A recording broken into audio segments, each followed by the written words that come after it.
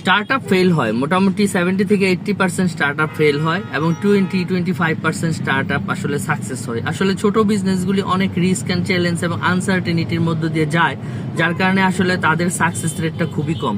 এখন মনে করেন কোনো একজন এন্টারপ্রেনার, সে দেখলো ইউরোপ আমেরিকাতে, ইভেন বাংলাদেশ ইন্ডিয়াতে নো প্রবলেম, সে দেখলো যে না, বিগত 30 বছরে যতগুলো স্টার্ট আপ হয়েছে 80% ফেল করছে। তো সো এই 80% রিস্ক এখন সে আর নিতে চায় না, সে দেখা গেলো একটু সেফ সাইডে থাকতে চায়। তো এই জন্য সে কি করলো, সে নিজে ক্ষুদ্র একটা স্টার্ট আপ করলো না, বরং তার যে এক্সপার্টিস আছে, নলেজ বা নেটওয়ার্ক, সেটা দিয়ে সে একটা বড় কোম্পানির সাথে একটা উপযোগিতা ক্রিয়েট করলো। অথবা বড় কোম্পানির মার্কেটিং এর একটা পার্টে জয়েন হইলো, অথবা যে কোনো একটা সার্ভিসের পার্টে জয়েন হয়ে তার সাথে ছোট্ট একটা পার্সেন্টেজের ডিল করে নিল। এতে করে কি হইলো যে সে এই বড় এস্টাবলিশ কোম্পানিটার এই সাপোর্ট নিয়ে সে হচ্ছে তার স্টার্ট আপটাকে সাকসেস করে ফেললো। এবং হচ্ছে যেটা যে সে পরবর্তীতে টাকা পয়সা হইলে সে হেলদি ওয়েতে একটা ছোট স্টার্ট আপ করলো।